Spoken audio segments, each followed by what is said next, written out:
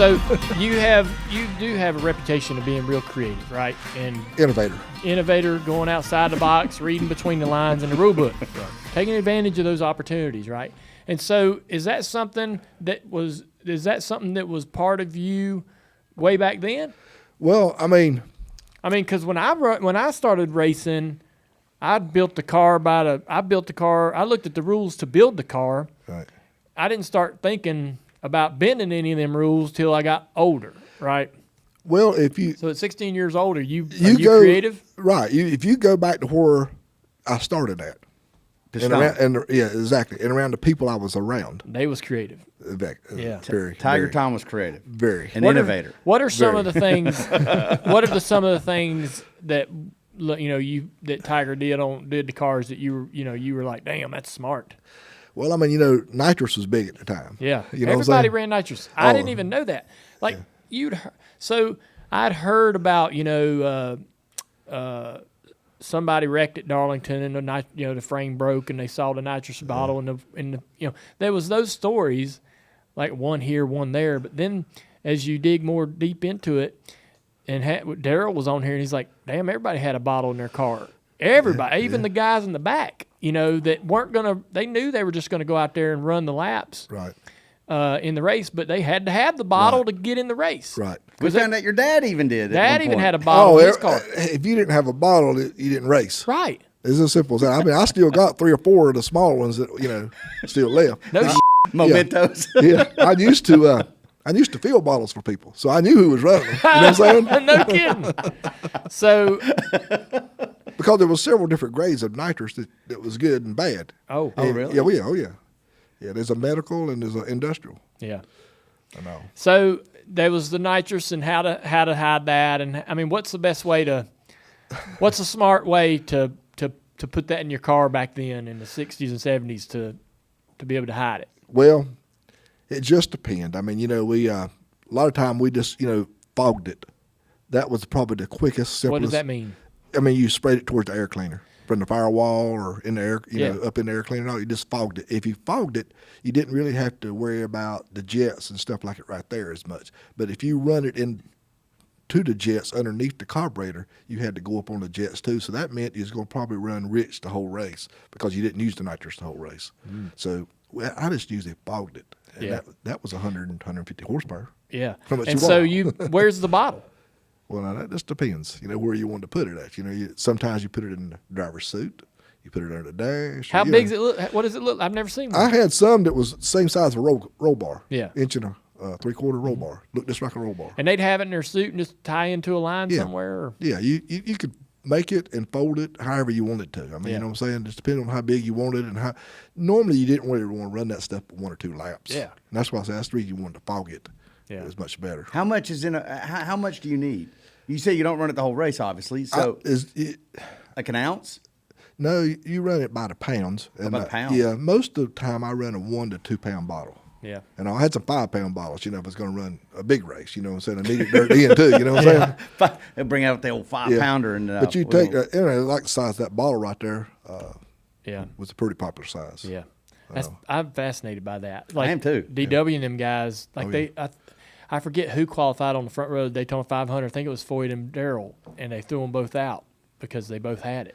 Yeah, they probably had it in the radiator. A lot of people ran the radiator back then. What do you mean? They put it, the tanks of the radiator. They put the bottle in the tank. Yes. And then there'd be a line out of the radiator that looked like a typical overflow line or something, right? Yeah. Damn, that's bleed smart. off or something like it right there, Yeah, oh yeah. That's pretty smart. Or, you had it on your roll cage. You had them bars that run across the thing. One of them bars would be a bottle. Yeah. You know what I'm saying? That spray back towards the air cleaner. Yeah. I don't know how you'd ever the bar across so there was the bar that tied into the to the snout, right? That run across the top of the front of the motor. Yeah. That's perfect. Oh yeah. You would never find that. Yeah. Well, you didn't know what you're looking at unless you knew what you're looking at. That's what I'm saying. Yeah, that's amazing. The average guy didn't have a clue, And I imagine not all the there was always like 1 or 2 guys in the garage that officiated that knew that much about cars, but most of them were just like, hey man, here's your template. This is your job today. Do this template. You know, most of them didn't know the true nuts and bolts. Right. You could get it through there. Well, we went down there to a test, at Talladega. Took the car down there to a test, and I bet you didn't even want to take the rear springs out of it. I didn't. I actually showed up at the test with the springs in the car because I did everything there at the shop, and I went to the wind tunnel and seen when the car dropped down, how much it would get and everything, how much it would gain. So I knew right then, this is all I got to do. Yeah. And at that time, Kell's renting motors from Mark Smith. And he's paying $50,000 the race for the motors. And that's a lot of money. And Kell said, "Can you save me?" And I said, "We'll take your motors." He hadn't run his motors in 2 years. Take your motors and put it in that car because that car haul ass now. And so we did. And now Kell's renting motors because of that. But anyhow, we go down there at that test, and it's about 11, 12 o'clock that morning when we go out there and we run a couple of laps, and this car is 7-8 tenths faster than every car there, period. I mean, like on the first lap. Robert Yates and Andy Petrie and a couple of others come over and look, and next thing you know, here comes the NASCAR officials all down. And I see them coming toward me. I said, "Boys, drop the gate." We cut our test short. I put the car on the truck, went to Daytona because there's a test at Daytona the next week. And so I get down there, and NASCAR comes up to me before I even get up. As soon as I get off the truck, "We want to check your motor, this and that." And I'll check the motor. I don't care. You know what I'm saying? Mm-hmm. Just don't look at the other shit, you know what I'm saying? Yeah. They checked the motor, and it was checked out okay. And I reckon they pleased Robert and the rest of the guys around because, we ain't supposed to do this here. Bunch of damn rednecks over there, you know what I'm saying? At Kell's, and those other guys all, factory teams, and we're killing them. But anyhow, they checked the motor checks out all right. Well, then for the race, they bring out this X-ray machine. And Dr. Punch comes over there with this big X-ray of an engine, and I look at it, and he shows that X-ray. He says, You can see everything. I mean, you can see the threads on the bolt. I mean, you can see X-ray of a motor. You know what I'm saying? Yeah. He says, "Is this going to change if they do this here to your motor? Is this going to change the way you qualify and run this race?" I said, "Damn, I sure hope not." I said, "I don't know how it would." I said, "But I sure hope not." And so they, we didn't want to sit on the pole. I didn't put no tape on it, so I think I ended up qualifying third or something like it right there. That was good because the first two's only one really run through the booth at the time. Yeah. The deal was back then, if you remember, they didn't have a tail height. They only had a roof height. And everybody run a 1/2 to 3/4 tall on the roof. And so I could get the back end down, and if it didn't come up enough, your roof will still take care of it. It ain't going through. So I was okay, you know what I'm saying, with the big spring, because half the time it wouldn't come all the way back up, in the back. Yeah. And stuff. But anyhow, we run that race and stuff. And actually, I think I could have won that race, but John had a right rear tire go down, and he thought it was an axle. And he said, "I swear." That's John Andretti. Yeah. He said, "I swear, Furr, I believe we broke an axle." I said, "Well, I don't know how you would feel that axle." I said, "It's open rear end." I said, "I don't know." He said, I'm positive it's axle." So a caution comes out, and so we pull in, and I go into the old Stoco garage right there, and when he pulls in, I see the right rear's down. Well, I got Slick Owens. He's 65 years old, and a couple other old guys down there, and most of my pit crew's down here in the garage going to fix the car. And those old guys said, "Get back out there, it's the right rear." Get back down there, and those older guys go over and change the right rear tire. Yeah. And stuff. And so we make up one lap under green, and the other lap we got the lead and made it up basically under green. Yep. But it's the end of the race, and I think he ended up 4th or 5th in that race. But we were badass fast that race. Let's talk about some of the things, that some of the creative things you did, reading between the lines of the rule book. Getting the car low is not illegal as long as the car comes back up. Right. But, you did get penalized and fined by NASCAR a few times. Right. I know that you tried a few things that they didn't think were legal. Well, the first time was when I was too low in the rear. They made a rule right then and there. Because, like I said, the rule was on the roof. Then they started measuring the quarter penalties. They measured. Gary comes back there. What happened was I had these jack bolts made to where it was a jack bolt, and it was hollowed out inside and split in the side there, and they would different heights made different tenths. And so I knew what height I needed to run what speed I needed. You know what I'm saying? 1/4 inch was 2.5 tenths, and then so on up, Sure. up to 3/4. I didn't want to go over 3/4, but it was way too fast. I didn't get over that. So anyhow, you split the screw jack so it would bow and bend and blow out. blow out. Blow out. But that wouldn't come back. No, that wouldn't come. But there wasn't no quarter panel heights. So it's fine if it came back low. And then they made quarter panel heights, so you had to change your screw jacks. Well, what happened? What got me caught is it wasn't the quarter panel height so much, but the quarter panel was low. But they made the rule after that. But what got me caught was the piece didn't break. You know them little orange balls that used to the radio announcers used to set up in Daytona? 76. Yeah, 76 balls. Yeah. He goes out on the track and, changes the gears and everything. And normally they broke right there. Well, this one didn't break till it got up on the banking, and it popped out right there in front of the guy with the orange ball. And he saw it roll down the track. NASCAR goes out there, gets it, comes back, and it's full of anti-seize because they take the jack bolts out at the time and have them in their hands. And the old boy, the officials got anti-seize, down his face where he rubbed his face and all this here And I'm sitting there laughing, not dying laughing. But anyhow, they come back, and Gary's got this rag, and it's full of anti-seize and that little piece in it. And he walks over to me, he says,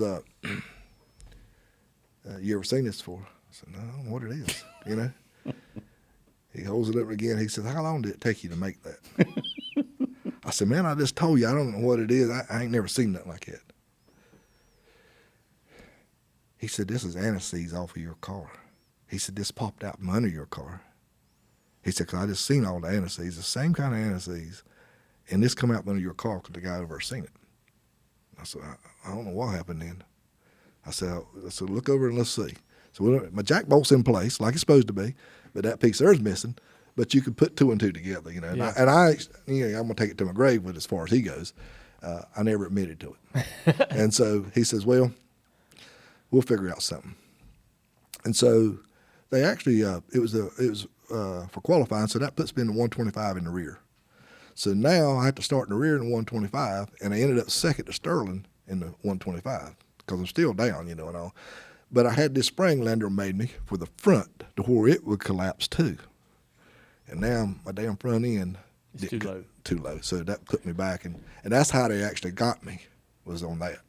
And is this when you're working at Hendrick with yes, with 25? Yeah. Well, what happened? So listen, I was there, or I was watching it on TV. I remember when Jeremy in the 25 goes out to qualify, and ran like 3/4 of a second faster in the field, and everybody knew right then that something was up. Well, if you'll remember, that was the first year of Dodge. You got Dodge the first year there, and Ray and Rick really wasn't getting along that great because of all the things that happened. But anyhow, we were 39th in practice. You know what I'm saying? I come down there in race mode, and Rick comes up to the top of the truck, and he says, little buddy, he says, we're going to get embarrassed today. I said, yeah. I said, it don't look good for qualifying. I said, we're going to be all right in the race, I promise you. He said, well, I need to qualify better. He said, you're the only one I know I can talk to. Rick said this? Yeah. He said, you're the only one I know. That thing goes out there and hits the ground. Its sparks is flying all out Well, I'm under going to tell you what happened. Because I already knew exactly what everything would pick you up. And NASCAR gives you a plate. You run your plate in practice. Mm-hmm. And the they give you plate. Yeah. They give you their plate for qualifying. Well, what happened is their plate was 2.5 horsepower better than my plate. Yep. And I didn't account on that. And that's what put me to where I was at. Too good. Ooh. If you take that 2.5 tenths and figure out where I'm at now, I'm 5th or 6th. Patting on the back, your hero, everything. But you ran too good. I ran too good. Yeah. And so they threw you out for that qualifying lap, and then you went out and got low in the front. Yeah. So the piece you made on the front springs, I'd always thought it was like some sort of a, not soap, but some sort of material that once loaded into the banking would be crushed. That's what happened. By the spring. That's what happened. What was it? What was the material? I don't know exactly what it was because Landrum out of Georgia made the springs for me. Uh-huh. And I told him what I wanted to do and how much I needed and all. But I sort of miscalculated a little bit and got this a little bit too low. Too much. That's how that happens, by the way. You tell the manufacturer of the spring, like, I want to be able to do this. I mean, you don't care how it's done. You're just saying, I want a spring to be able to do this, and then you put it in your car? Well, this guy, Landrum, was a dirt racer from way back, and I knew him from the dirt days. Okay. He wasn't somebody everybody was using. No, nobody. Actually, nobody used him. And all. That's the kind of guy you need. Yeah. So yeah. you get your, I had several of those guys, during my career. They ain't building parts for nobody but you. Exactly. That's amazing finds. Yeah, I mean, I had a transmission that would pick you up 3/10. You remember them fallout transmissions? Mm-mm. Yeah. It would fall. All the gears would fall out, and nothing would run but just a straight shaft. And they outlawed that. That was 3/10. I mean, bam, they outlawed that. But anyhow, and this guy was out of Missouri. I met with him. The transmission guy? Transmission guy. Yeah. God. I know. And I was the first one to run the Bimbo brakes and all that stuff, and all the air ducts and stuff. That was all made there at DK Aldrich with my deal, because we run second with to Rusty for like 200 and some laps, and Sachs run out of brakes, and I caught on fire during a pit stop. And so I vowed to never go back to Martinsville and ever run out of brakes again. So we built this deal up there. I had, I think it was 6 electric wind leaf blowers. Yeah. And we built a piece of plywood, 4 pieces of plywood, and built it into a tunnel and stuck it up to the front of the car, and put a pitot tube over here and see how much CFMs would come through to the brakes. Yep. And man, it blew the brake caliper off. It was so good. Yeah. I never had no brake problems. And that was the rule after that. Everybody run that after that. Right. And all. But anyhow, going back to Daytona and stuff like right there, I mean, that guy, he was, I knew him from my dirt days and stuff. And who was the driver of that car? Was it Nadeau? Nadeau. Yep. Okay, Yeah. Jerry Nadeau. And so you get popped then. Yeah. So you got a 4-race suspension. Actually, I got a 12-week suspension to start with. Dad sat down at the driver's meeting beside of me, and he come up to me and he says, "Boy, you in trouble, ain't you?" I said, "Looks like it." And I said, "Can you do anything for me?" He said, "I'm going out on the boat Tuesday. I'll see what I can do." He said, "I don't." He's going out on the boat with Mr. France. Yeah, he says, I don't know. He said, "I don't know that I can get you completely out of it." Captain Jack. Yeah, he said, "But I'm pretty sure I can get everything reduced and get it to where you'll be okay." Well, that's the day he gets killed, and oh man, yes, it's a sad day. And actually, he was, Jim Kelly was there and a couple other quarterback stuff, and my wife and I were sitting on the wall there, and because we were right behind him, and he come over and sit between me and my wife, scooted me over, got between my wife, started hugging on her and messing with her, and said, "I'm gonna make him jealous," and Dale's picking it on, Yeah. And we just got to talking and everything. He said, "I'll take care of you Tuesday," like it right there. And so he walks over and gets in his car. I don't know if I was the last person to talk to him out of the car or not, but I think I was, And he says, "I'll take care of you Tuesday, don't worry." And I said, "All right, you better." Like it right there, I said, "Have a good one." He said, "You too," and we, Went on about it. went on about it. I know, but You had a fuel cell violation. What was a fuel cell violation? There was a fuel cell violation, and combined with the penalty from Daytona, that put you on probation for the entire year. I had a fuel cell inside of a fuel cell. As one does. So like a reserve tank. Yeah, Yeah. exactly. Which is something that we ended up, everybody had them Yeah. in the last 10 years. Yeah. They just flip it to number 2. That's like going to give you the last I mean, couple of laps. I had a deal too that where I could tell I could run one lap at Michigan, and it had a fuel gauge. It had a little light on the dash. I made it out of a Fram fuel filter with a float and a proximity switch in it. Yeah. And I could do that, and all kinds of little things. So you could run till you sputtered, then that would get you your lap back to pit road, or when you didn't splutter, when your light come on, that meant all the fuel you had was what was in the line, and that would get you time to come. You better get your had ass to to come. pit road. You had to come. And that was an innovation that nobody had. Nobody had Everybody that. else was just hoping their calculations on the pit box was correct. Exactly. But your driver got an idea. Exactly. Hey, if you like that video, like and comment below, and don't forget to subscribe so you'll never miss another piece of Dirty Mo Media content.